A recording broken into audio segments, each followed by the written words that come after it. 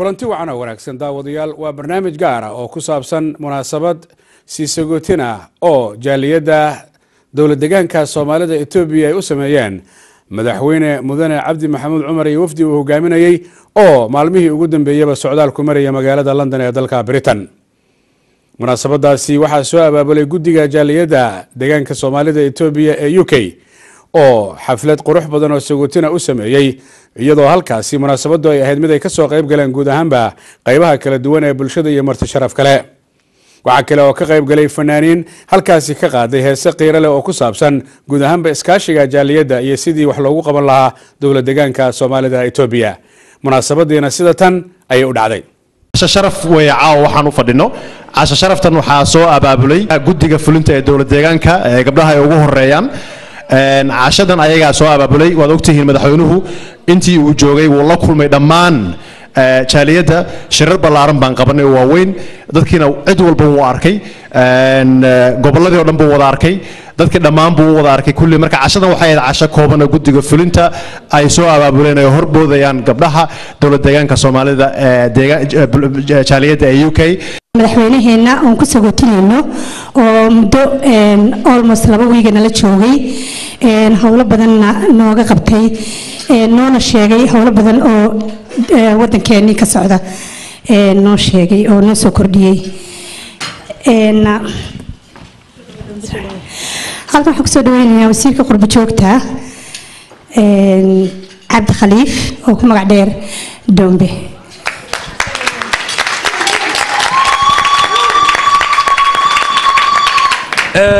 markii aanu soo galay London anu kulli waxaan ku maamaylaa meel libax soo galay looma joogayso laakiin Liu Bamba iyaduna si dhaqso ah markii kadib ay ogaadeen ragii halkan joogay ee dumarka adu boorsooyinkooda gacanta gelin jiray in ay u qaxeen Finland Helsinki markii aanu soo galay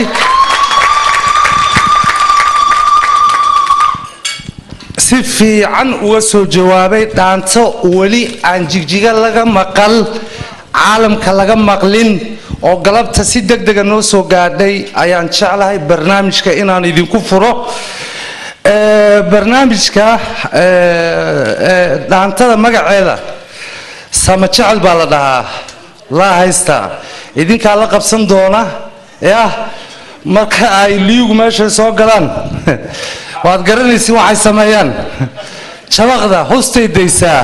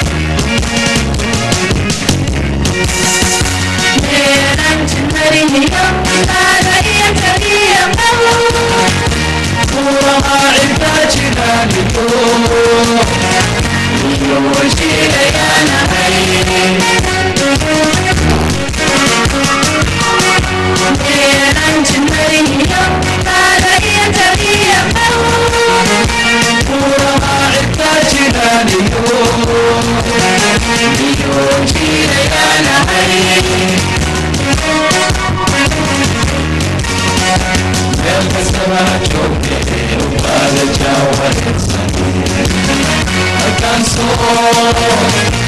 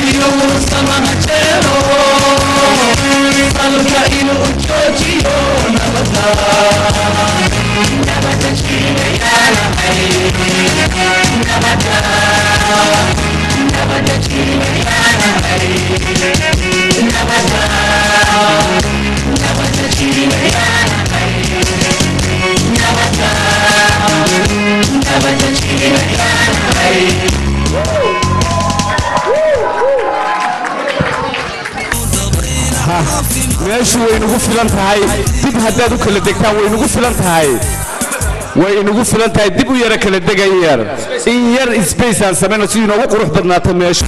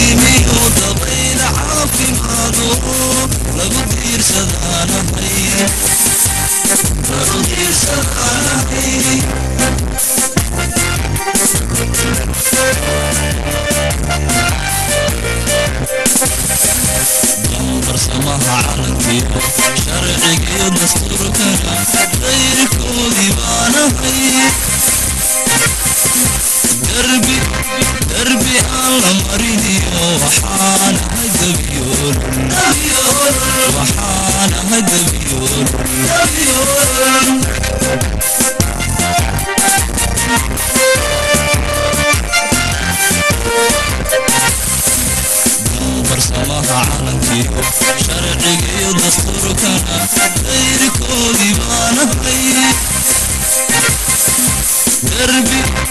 الله مريني وحانا هدبيول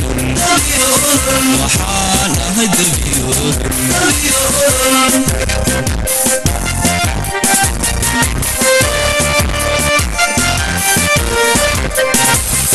ليودا عدانا هاي ليودا عدانا هاي مرحبا دقالكيو لو حيث دربتنا بيت إلهي ويو درجان وليا وانا دايم هدي درجان وليا وانا دايم هدي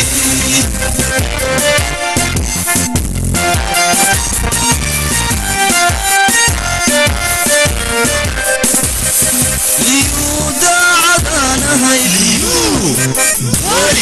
ليودا عدانا هاي مرحبا دقالكيو لو حيث دربتنا بيت إلهي ويو درجان وليا وانا دايم هدي درجان وليا وانا دايم هدي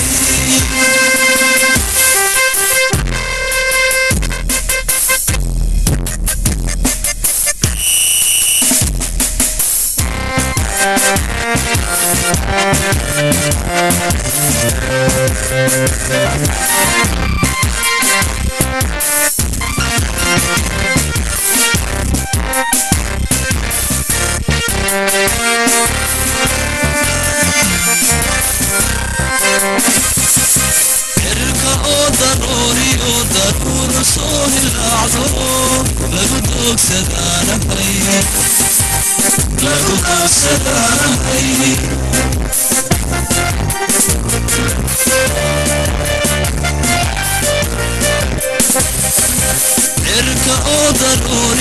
ضروري صوه الأعذور لقدوك سدانا هاي لقدوك سدانا هاي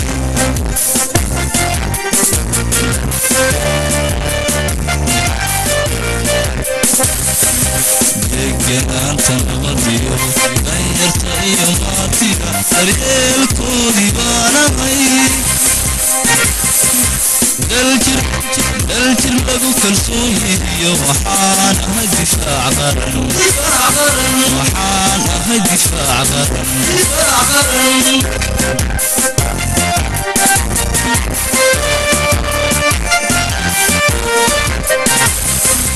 دقنانتا نغديو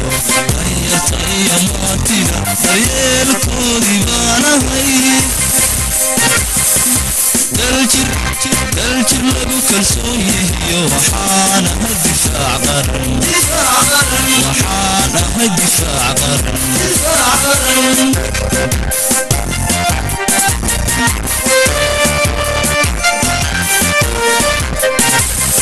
ليودا عدانا هاي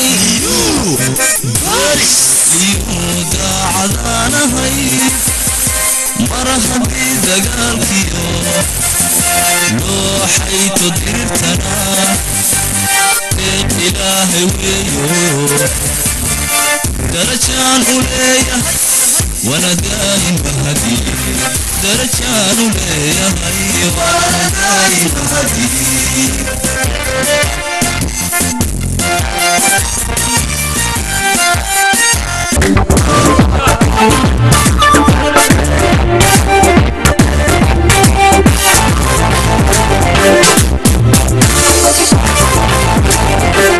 Yeah.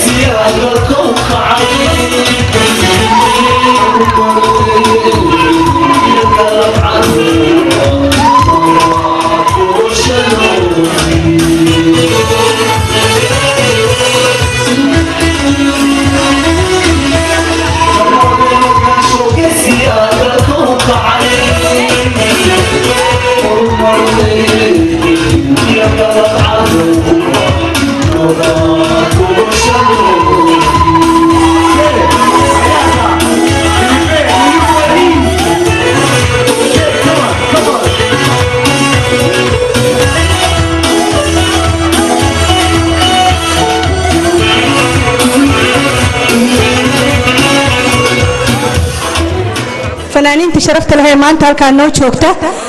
ee heeso badanna noo qaadi doonta. haddana waxaan ku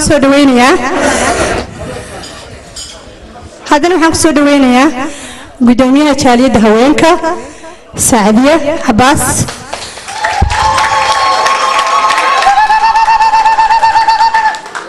بسم الله الرحمن الرحيم السلام عليكم ورحمة الله وبركاته مدن مدحوينه dhammaan marti sharafta qiimaha badan ee ka soo qayb gashay caawa xafladan aadka u quruxda badan ee aanu u soo diyaarinay inaanu ku sagootino madaxweynaheena qaaliga mudan cabdi maxamuud cumar iyo wasiirka baraha mudan cabdirasaaq iyo dhammaan muftiga kale uu hogaaminayay aad iyo aad ayaad mahadsantiin baad ilaahay sidoo kale waxaa munaasabadan ashrafta sagootinta madaxweynaha kula weheliya wasiirka qurba joogta cabdi khaliif waxa weeyaan isagana ma sha Allah la'aantii wax masuuroobeen waxaan leeyahay dhamaantiin ku soo dhawaada run ahaantii soo dhaweyntii hore inuu dhignay laakiin caawa sagootiskii waxaan aad ugu faraxsanahay aniga oo ku hadlaya magaca jaaliyadda DDSIUK gaar ahaan ururka haweenka ee gabdhaha waxaan halkan caawa iskugu nimid waxa hore loo yiri waa bariga sacaba laguma qarin karo run ahaantii halkan ma soo istaagin inaan maanta ka sheekeeyo horumarka iyo qiimaha iyo nabadgelyada wadankeena uu gaaray ilaahay baa mahad iska leh alxamdulillah wax anigu aan oran karo ama yaani qof iyo laba lagu sheegi karo ma aha waa wax muuqda geeska Afrika haday noqoto iyo caalamka dhammaanba laga ogyahay run ahaantiina hadda beento iska lu gaaban tahay oo hadii maanta qof inta halka istaago wuxuu doono uu ku hadlo socon maysa laakiin xaqiiqda umba fiican isku yimaado mudooyinka ugu dambeeyay seen ka war hayno dawladda deegaanka Soomaalida ee Itoobiya wadankeena oo hogaaminaya mudan cabdi maxamuud cumar waxa lagu mashquulsanaa sidii nabadda loo sugi lahaa ayaa lagu mashquulsanaa alxamdulillah ilaahay baa mahad iska leh taas maanta waynu ka gudubnay waynu ognahay maanta nabadeenu halka ay gaadhay in iska daaba Itoobiya iyo dawladaha jaarka ee Soomaaliya Afrika ay maanta ka tilmaamaan ilaahay baa mahad iska leh iyo geesiyaashii noo soo dhiciyay ayaan leeyahay intii dhimantay Allah inoogu naxariisto inta nool garabkooda Allah galo marka maadaama nabadii meel la dhigay ujeedada hadda la iskugu imanay wixii hadda ka dambeeya waxa weeyaan horumarka laftigeeda maanta ma sha Allah wax badan bay dawladeenu qabatay xukuumadeenu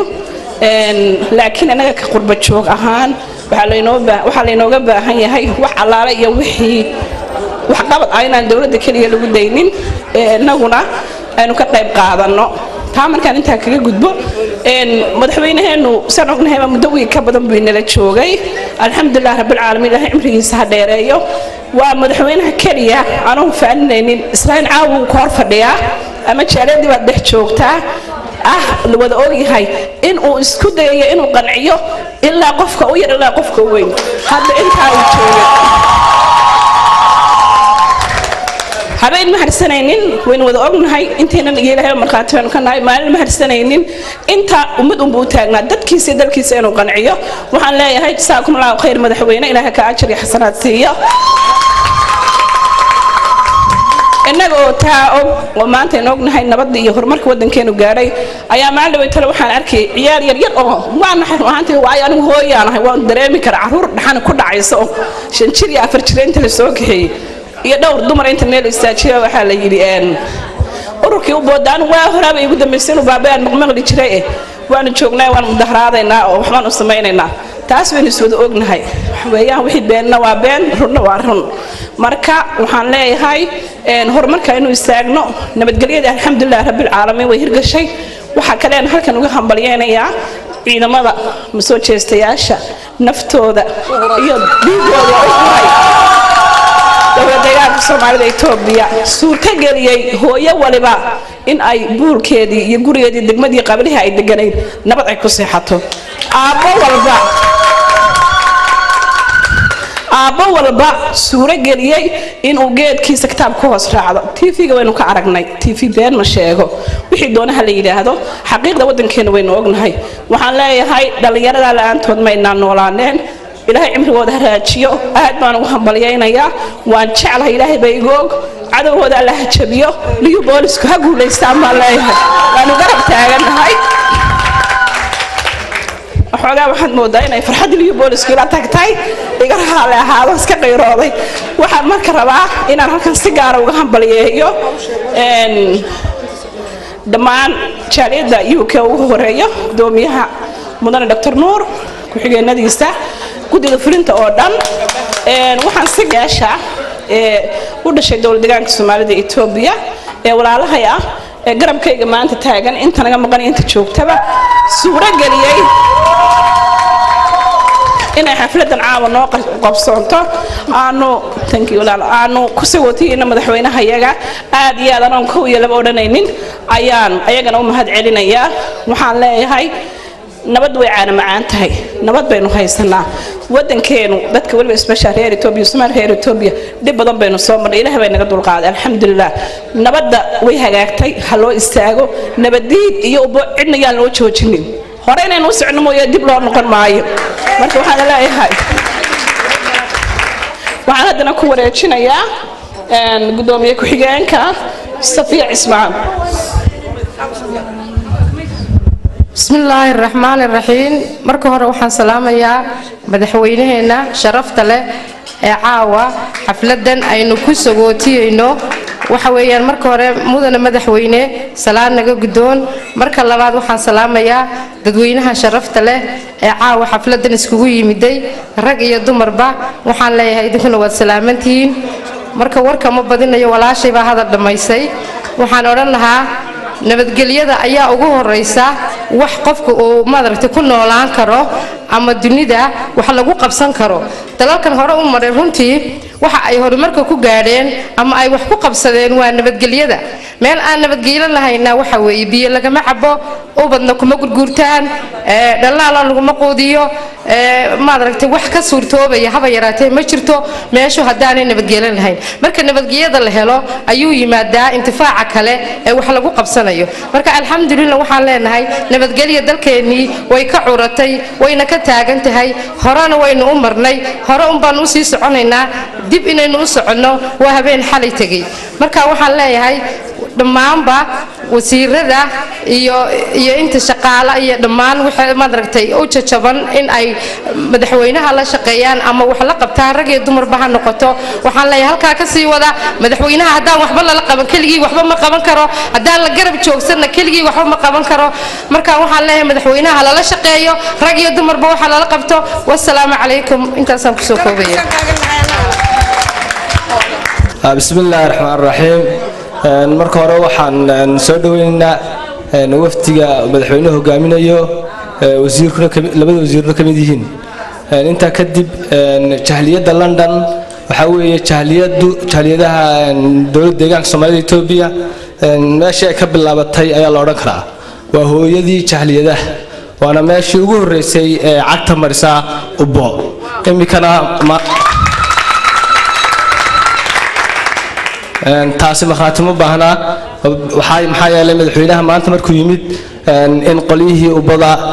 inay qaxeen shakhsiyaadkii ku harsanaa ayaa si cad loo arkaa ururkii haweenka dumarka ragga way wada jabeen ciyaalka yaryar labadii maalintii dhaweyd halkan nimankii istaagay dumarkii la keenay ee la istaajiyay ee aan wadanka u dhalanin ee ka hadlayay annaga wadanka u dhalanay wadankayagu waa nabadgelyo waa nabadgelyo waa nabadgelyo waa nabadgelyo ruqeyn oo yahay ruqey soo kac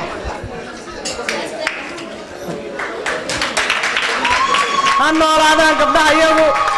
anoolaadaan gabdhahan waxaan iskala shaqaynaynay dhowr sano ka hor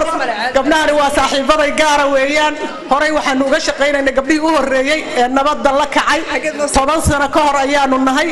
sidaa darteed waxaan jecelahay caawa inay garab taagnaadaan waxaan rabaa ruqyo xuseenaabi inay laba kalmadood tidhaahdo subxaan allah maya u bajabtay keliya ayaan kaa rabaa u bajabtay uboy liyugi waa ka uboy gurigaade uboy liyugi waa ka uboy gurigaade uboy liyuugi waa ka uboy gurigaade ubay inay jabtay qofna kaba qarsoonaan leeyahay cabdi maxamuud cumar noolow adiga la'aantaa ma suurta gasheen nabadda maanta iyo caanaha iyo bashbashka iyo barwaaqada waddankeennii u haysto weligeen maynu gaadhin meeshaynu gaadhin alxamdulilah intaad joogtay in ka badan sii joog adaa lagu helay uba way jabtay uboy liyuugi waa ka uboy gurigaade uboy liyuugi waa ka uboy gurigaade uboy liyuugi waa ka uboy gurigaade noolow cabdi maxamuud cumar noolow qayrkaa ka sarre waad ka sarraysaa aan isdhegaysano barnaamijkii inuu noo socdaa weli haweenkii ayaa hadlaya halkan waxaan kusoo dhaweynayaa ruqayya xuseen aabi xasan bidde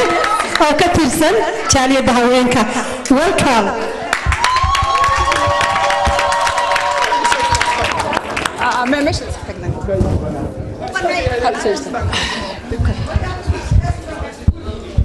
السلام عليكم ورحمة الله وبركاته والصلاة والسلام على نبينا حبيبنا محمد عليه الصلاة والسلام سيدة بدتك وحويان وحالي لهذا قفك وفكرديس بني آدم كفكرد ويه قف فكرد الآن سعودنا قف نول معها هذانا دتك معها ماركتي وح استاتيك أم وح تاجن هالمير معها قفك وحويان فكرديس ويسبدشة توشل أمين سنابو كتاجا تقول يا بشروقاتا waxa weeyaan waa sababta bini aadamku waxa weeyaan waa wax continuous thinking kiisu ama maaragtay mar walba duruufta hareerihiisa markay isbedesho waxa weeyaan mawaqiftiisuna isbedeshaa laga yaabaa waxa weeye wadankeena ama kililkeena anu macluumaad fiican kama hayo one sided baan hal dhinac kaliya baan macluumaad ka hayaa insha Allah laakiin waan tagi doonaa كل واحد فكرة دي بدلي باجرة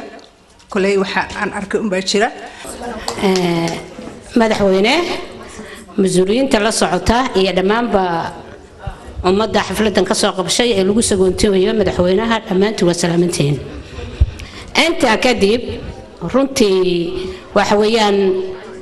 لما قارن كرو وحجرة رنتي واحد بدلي وحبينا معها وحويان ومدارا وحيدان أو أيا أديك دنكو وشرته حتى ومدارا وحويان مركان إنتان تلفزيون كفير صدي أنا أركي كبدا لحظة عرورته على شيء مدحونه إنه شيء جاي أنا في سنة يلايف أين علمه هذا أرق أو لحى أو يكذب مركي لقراين لايف بانو في سنة أي علمه هذه أرقتي waxaa kaloo jiray 25 sanadood islaan indhalcayd oo waayay lahayd oo guriga ka soo bixin oo indhaha markii loo fiiqay oo labadii indhood loo fiiqay tiri ili tiri inta mikrofoonka qabsatay marka waxa weeyaan runtii wax runa lama qarin karo qofka wadanigu waa inuu arko ummadiisa iyo dalkiisa horumarkooda waa inuu raaco ummadda ayaynu xukuntaa iyo shicibka sida daraadeed waxaan wasoo tagnay ururkan la jirnay waxaan aragnay wadankayaga horumar iyo nabad inuu jiro marka madaxweyne adiga iyo ummadaada kula shaqeysaba runtii waa ummad si sax ah anu hadaan dawlad ka soo shaqeyn jiro arkay actionku siduu yahay runtii waxa weeyaan meesha aynu rabno ayaynu gaaraynaa ilaahay haduu yiraahdo marka waxaan ku leeyahay Allah ku garab galo ismaamulka Soomaalidu ha guuleysto waad mahadsantihiin qofkii ugu dambeeyay haweenka oo ah Qamar Xasan Jaawi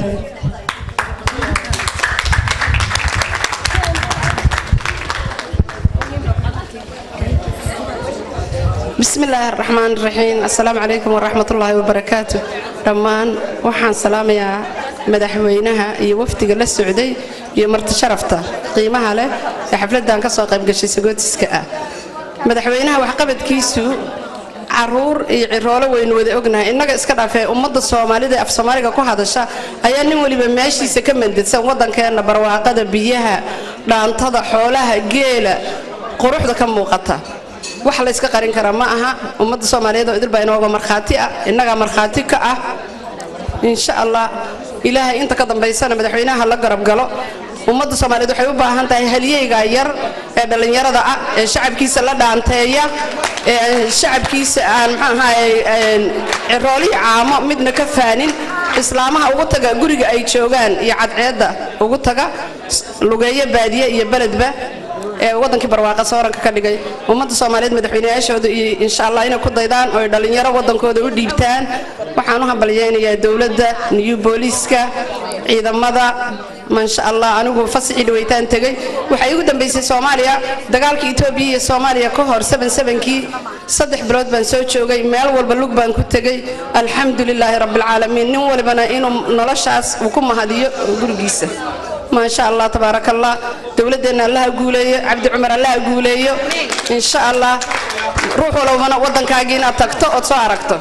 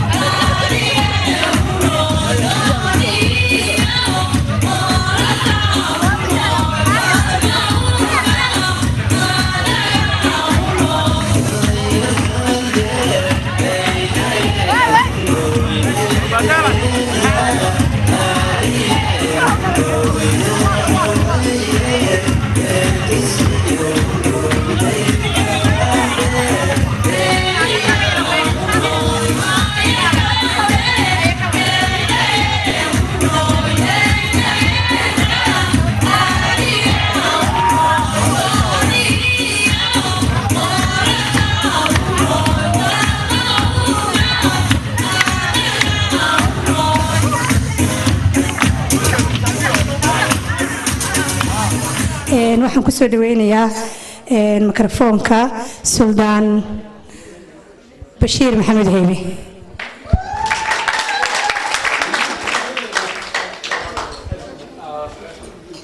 عليكم ورحمة الله وبركاته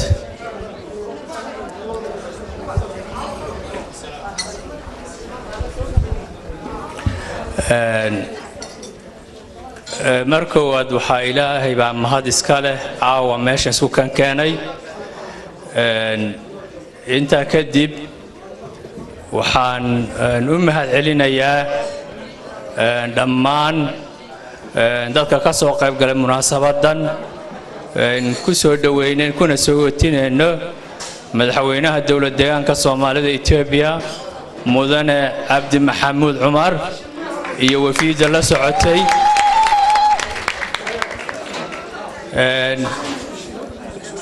waxaan filayaa hadal badan meeshan hadda loogama baahnaa sababtoo munaasabad walba hadal bay leedahay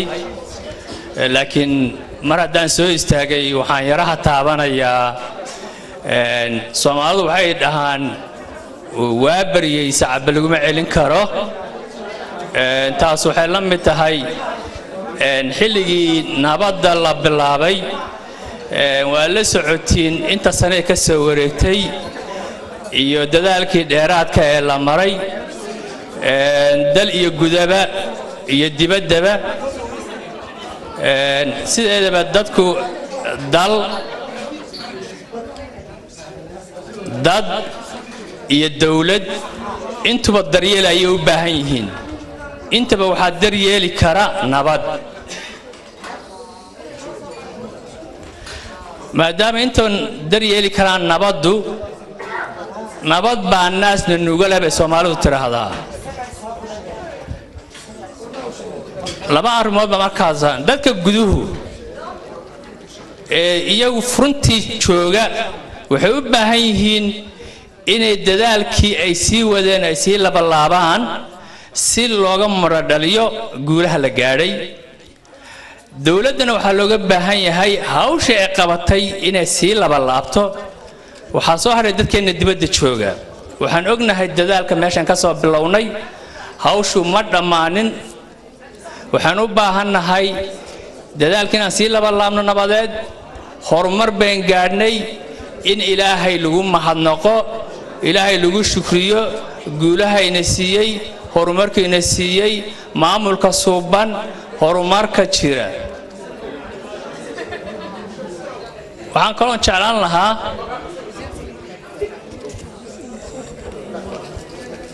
inaan yar ku sii daro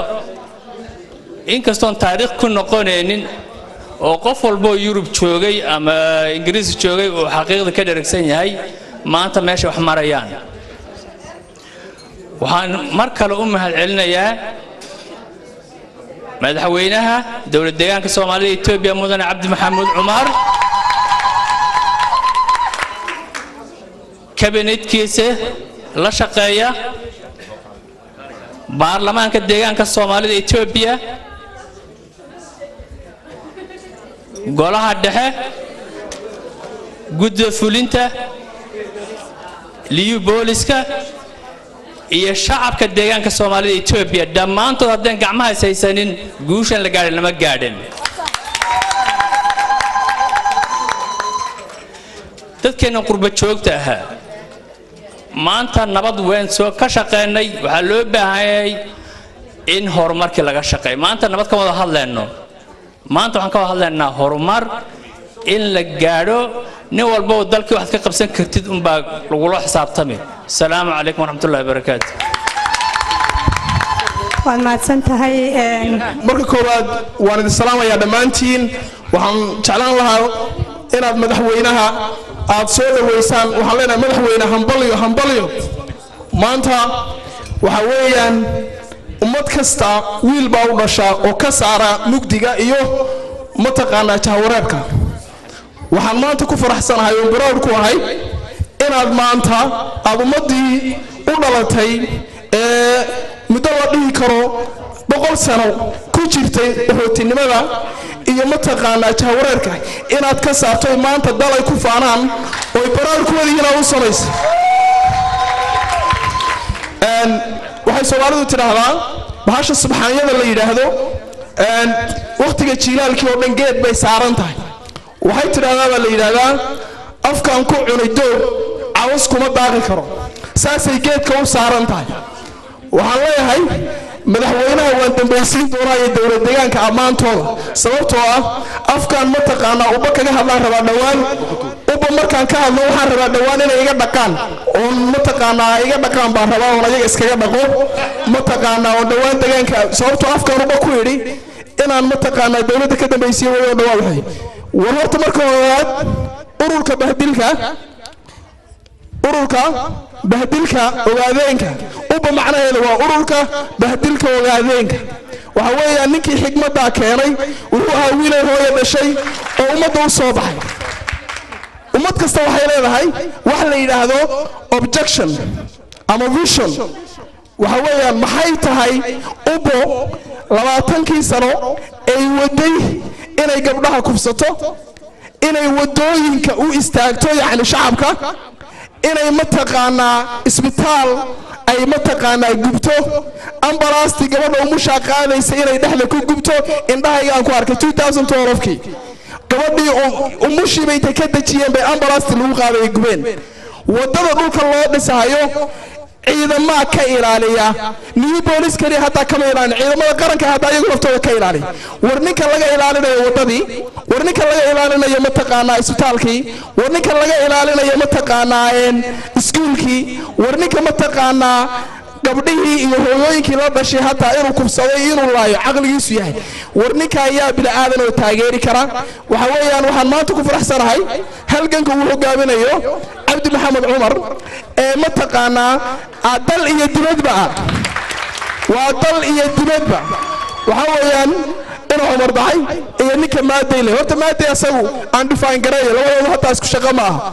maadeey ninka la yiraahdo afmadow buu ku dhashay waa reer afmadow war afmadow al-shabaab hadda laga kiciyay ma afmadow al-shabaab ay ka kicayso mataqaanaa cid haysata ee mataqaanaa dhuluusan weligii arag يعني ونصب شيكتا كليا ويعني dhuluusan weligii arag waxay ku jiraan warhaynin ilmakiisa joogin ehelkiisa joogin buu kaliya calooshii u shaqaystay inuu 20 ka booray gabdhaha waliba kuwa single mother kuwa reeraha hadda ragoodu waa ka cishaday labaatanka bawn ee single maadaga kaliya dartiibuu mataqaanaa yuu asagoo 9 jira oo waqtigu masaajidada geli lahaa ee cibaadaysan lahaa yuu mataqaanaa inuu gabdhaha faraqooda iyo gabdhaha jikooyinkooda oo 20 bawn uu u gabo mataqaanaa waxay waxa ku soo haray inuu Umar Daadan inuu ismaa golban baka u yaqaan aan dhufaan garay asaga ninkii wuxuu ahaan jiray admiraalka ciidamada badda Soomaaliya waxa weeyaan dhulka uu ku dhashay uu nasab sheegtaa inuu ku dhashay hataa ma hubo uu nasab sheegtaa ma ahaane ninka waligii arkay ma asagii ilmakiisa toona ma arag waligiina ma uusan tagin lacagta aad siiseen buu Sharm Sheikh ku dhistay yuu martaqaana intuu Sharm Sheikh ku tagay iyo Egypti buu wuxuu dhahay gudaha ku maqan halgan baan ku jira war halgan waxa gala nin xiniya cadaha galo oo xabada isu dhiga oo lugeeyo duurka sida Cabdi Maxamed Umar ilmakiisa dhulkii ma joogo caruurtiisa ma joogto waligii dreamkiisu ma aha markuu ugu bato wuxuu tagaa mataqaanaa Prime Minister barnaamijka la oran jiray mataqaanaa Naayir Iiso Sheekh ninkaas uu tagaa meesha la yiraahdo mataqaanaa arbooran halgan baan ku jiraa gudaha waxaan maanta ku faraxsanahay oo maanta aan hambali idin leeyahay halgankii dibadii gudaba inuu isku xidhay Cabdi Maxamed Umar oo idinka saaray mugdigii waana lawi dhulaantii gaar lahaada waqtiga xiriiri waan ku dheeraaday laakiin waxaan idin sheegayaa waxa weeyaan taariikhda xusi doonta taalooyin baa loo dhisi doonaa asaga hortii ma inaan yeelanin madaxweyne dalkiisa iyo dadkiisa wax u qabta inaan yeelan doono iyo in kalena Allah yaclam ilaahay baa waxaan idin leeyahay ladies and gentlemen ninka ayada wiil iyo gabadhba waxa weeyaan ha noolaado waa inaad daba istaagtaan maanta wax lagu faano maanta wax lagu faano oo mataqaanaa nin kastoo dhulka u nasab sheegta laftu dooni Soomaaliya ka ahaato anu waramahay dhulka aadeen baa iskale soo umada Soomaaliyeed oo dhammaale DDS waa umada Soomaaliyeed waa madaxweyne Soomaaliyeed waxaan idin leeyahay inaad maanta aad baraad u tihiin oo mataqaanaa daba istaagan ku maasantiin waqtigan iyo musaamaxaynin inaan sii wato arintayda laakiin waxaan jeclaan lahaa inaan sii wato halgankan ka bilowday 6 sano halkan ka hor maanta wuxuu baamiyaad ogtiin waxa ugu dambeysay wata madaxweynaha garfadhida walaashay shukri wata amina shukri waa walaashay maanta qofkii ugu dambeeyay ka yimaada way uba waxa ka soo horeeyay Ruqayya Xuseen Haybe iyo mataqaanaa gabadha la yiraahdo mataqaanaa Sanaabi iyo waxa ka horeeyay hibo mataqaanaa Caalimalow ayagoo wakwa uba waxa ku haday labada oday beeshinka ana adeer beeshin bay u baahan yihiin intii la taxaabin lagu celiyo dalkii assalaamu alaykum warahmatullahi wabarakatuh والله بالله وادو jeedaande halyeeygi Soomaalida Ethiopia ee maanta heerka gaarsiiyay ee huranayn maalin walbaba uu qofka soo cararo ubo waligay ma dhig magaca ma aqaano laakiin maanta waxaan leeyahay ubo way dhamaatay ubo gudoomiyaha jaaliyada UK Dr. Noor Umar السلام عليكم waxaan filayaa hadalkii horta aan dhihi lahaaba ninka saaxiibkay iga boobay aniga horta waxaan u imid inaan 3 arrimood ka hadlo waa midda koowaad waqtigu uu nagu yaryahay madaxweynaha uu nala joogaa xafladan ballaaran ee macaan sagootinta aan madaxweynaha si sagootinayno hada saaxiibkay Cali baa aad ii boobay waxaan filayaa markaan khudbadii diyaarsanayo maqlayaan u malaynayaa waxaan idin sheegayaa 3 arrimood baan idin sheegayaa horta ururkan uba la yiraahdo uba dad kortina u ogsoon tahay baa fiican horta waxay tahay marka hore uba macnaheedu haddaan mar labaad ku celiyo waa ururka bahdalida ogaadeenka sababta ururkan magaca oo la baxay waxa weeye dadka ay bahdilaan waa dadka ay sheegaan inay difaacayaan ogaadeenka weeyaan dadnimo ay ku tagaan meel kale oo gobol kale horta ma jirto rumaan idin sheegayaa dadka dhammaaday inta aan la iska qabanin waxay ahaayeen dadka ogaadeenka u dhashay meeshan saad ogsoon tihiin maalin dhaweyd shirarkii uu qabanayay madaxweynaha safaaradu waa la soo buux dhaafiyay waxaan idin sheegayaa hadalkii aad buu badan yahay anigu waxaan idin sheegayaa anoo gudoomiyaha jaaliyada UK waa laga xoreeyay ubo meel ay joogtana ma jirto waa la xoreeyey UK sida loo xoreeyey gobolkii loo xoreeyey ayaa UK-na looga xoreeyey waxaan idin sheegayaa kale markii la maqlay Cabdi Maxamed Cumar inuu soo socdo waa laga baxay London wada suntiin maxaa looga tagay su'aasha waxaa la yiri meelaha kale aan tagno soo waxayna la yiri waa laga cararay waa laga baxay waxaan idin sheegayaa wadanku dadka naga dhimanna waan soo jiidanaynaa waan u sheegaynaa dhulkan wuxuu u baahan yahay nabad horumar buu u baahan yahay dadkuna wuu fahmay dantooda dadka aan dantiisa fahminna waxaan samaynaynaa aan u sheegaynaa kor iyo hoos baan ula hadlaynaa inta ka dhiman ee labada cuniga waan soo dhaweynaa insha Allah waad maasantiin hadana waan soo dhaweynayaa intii munaasabada lagu jiray waxa halkaasi khudbad qiimo leh oo dhinacyo badan taabanaysa ka soo jeediyay madaxweynaha dowlad deegaanka Soomaalida Itoobiya mudane Cabdi Maxamuud Cumar oo ka hadlay dhinacyo badan oo taabanayay xagga horumarka laga gaaray dowlad deegaanka iyo wanaaga ay jaaliyada guud ahaan iyo gaar ahaan tan UK ee deegaanku ay mar walba uga qayb qaataan sidii ay deegaankooda iyo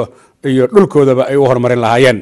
waxa kale oo ka mahad celiyay mudane Cabdi Maxamuud Cumar madaxweynaha dowlad deegaanka Soomaalida Itoobiya sidii sharafta lahayd ee loogu soo dhaweeyay magaalada London hadaladii madaxweyne Cabdi Maxamuud Cumar waxa kamid ahaa qurba joogta ka soo qayb gashay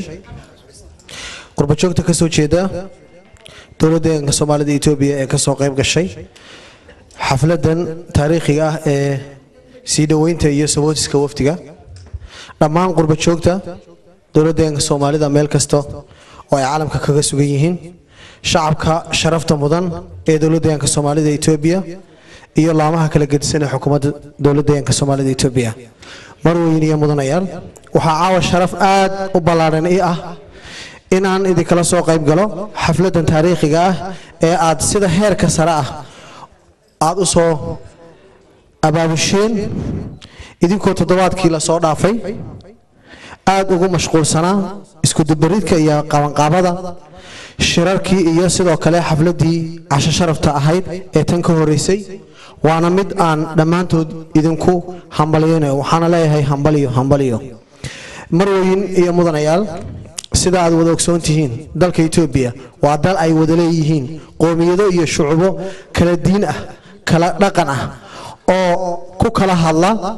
luqado 70 kor u dhaafay kuwaas oo dadka Soomaalida ahina ay ka mid yihiin shucubahaas dalkeena Itoobiya waxa ka soo talin jiray nidaamyo boqortooyo iyo nidaamkii ugu dambeeyay ee shuciga ahaa kuwaas oo dhammaantood shacabka Itoobiya u geystay dhibaatooyin iyo hagardaamooyin aad u baan oo dhan walba ah waxa ayna dafreen isla markaana ay caburis iyo cadaadis xoogan ay saareen sinaanshaha qoomiyadaha iyo shucuubaha dalka Itoobiya iyadoo ay shacabka dowladda deegaanka Soomaalida Itoobiya uu kala mid ahaa dhibkaas walaalahooda Itoobiya ayaa waxa xaqiiqo ahayd in dadka Soomaalida ah ay maamuladaasi ay saareen cadaadis ka nooc duwanaa midka deegaanada kale haystay waxaana tusaale dhab ah u ahaa in maamulada dhergigu uu dhulka Soomaalida Itoobiya uu aaminsanaa in uu ahaa dhul Itoobiya leedahay balse dhulkaas indhaha uu ku arkay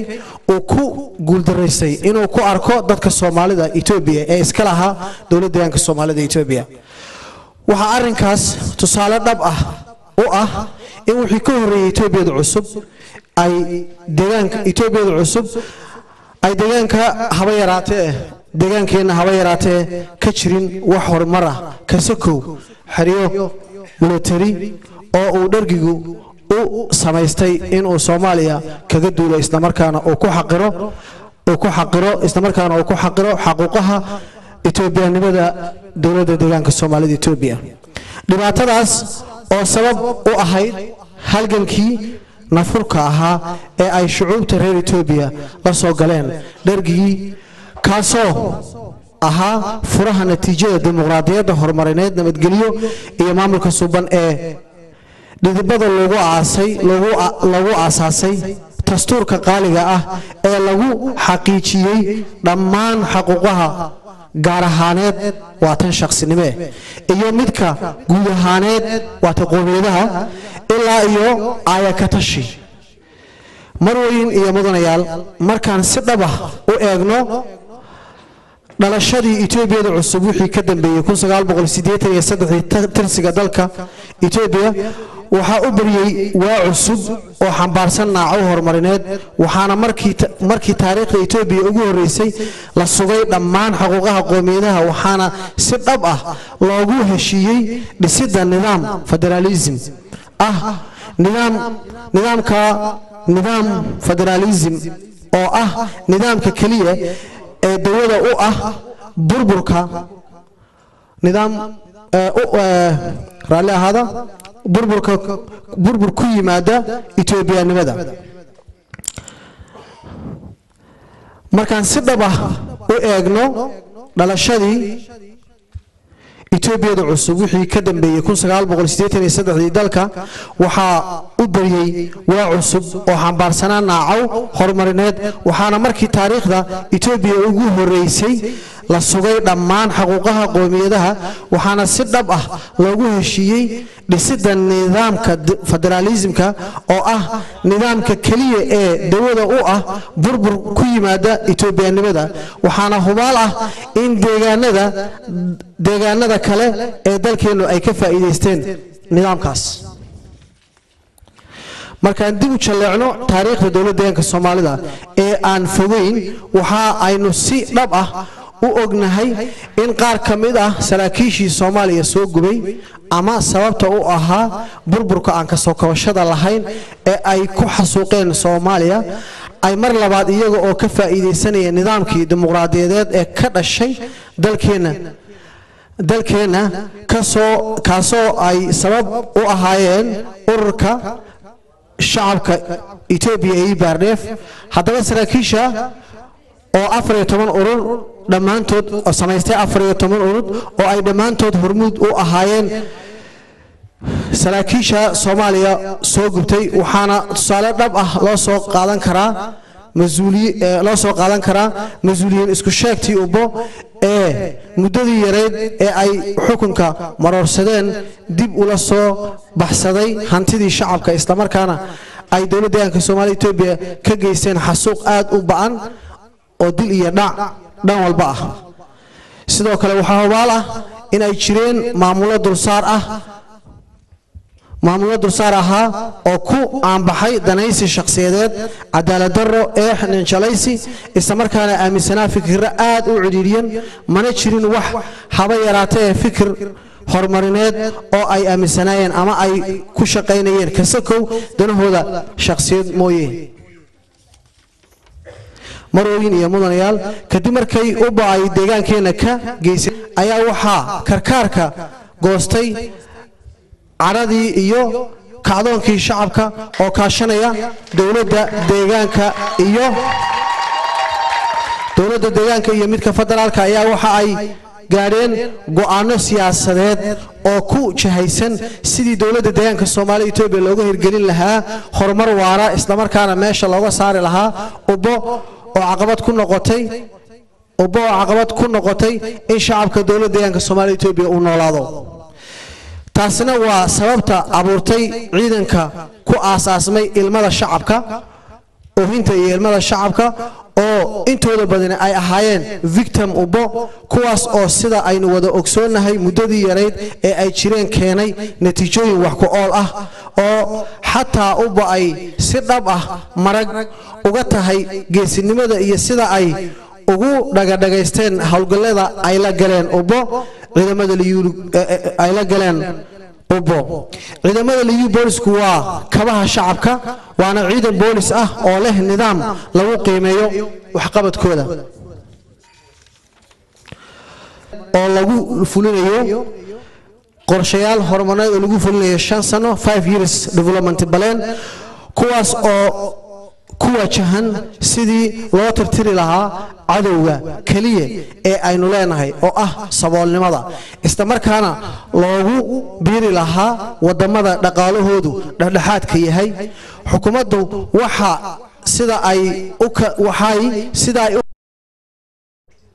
waxqabad awoodeeda waxqabashada dhanka biyaha manpower iyo machineryba xukuumaddu muddadii yareed ee ay jirtay waxay qabatay shaqooyin aad u ballaaran oo dad aad u badan maskaxdooda saameyn ku yeelatay waxaana tusaale dhab ah loo ugu qabta ilaa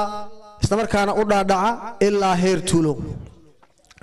sii xoojinta shaqooyinka lagu sugayo nabadgelyo waarta iyo meel saaridda ubbo haba yaraatay in dowladda Soomaaliya ayna wax saameyna ku yeelanin ilaalinta sareynta sharciga iyo cadaaladda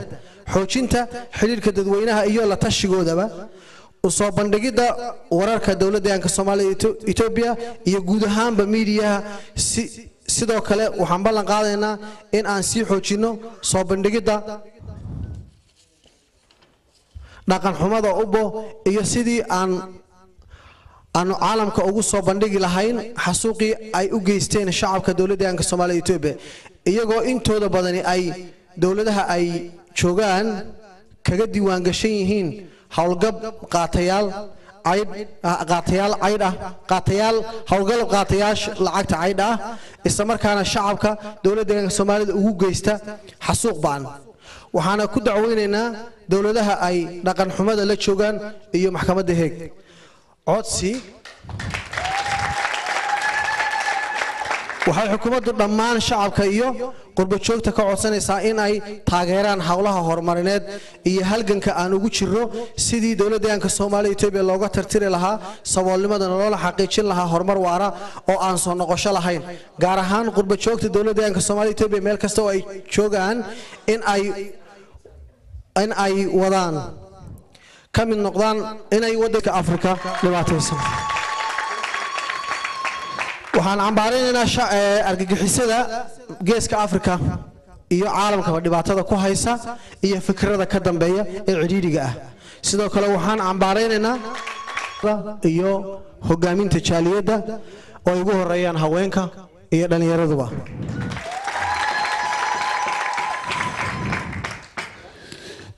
aad iyo aad baad u mahadsantihiin haray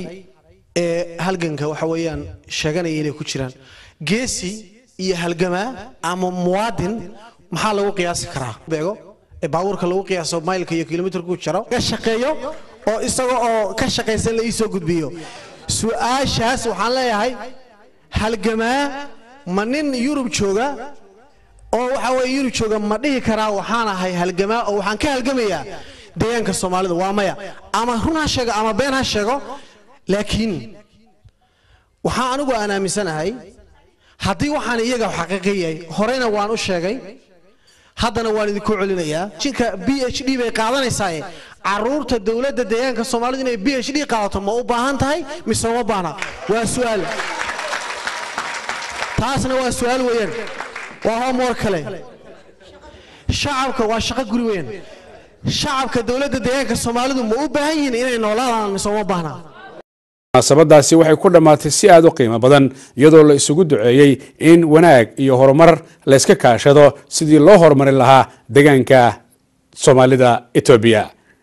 barnaamijkii gaarka ahana intaasi ayuu ku dhan yahay iyadoo xagga farsamadana uu ahaa Cabdirashiid Maxamed Nuur Cabdirashka tan iyo kulan dambe meel kasta aad joogtaan wassalaamu calaykum waraxmatullaahi tacaala wa barakaatuh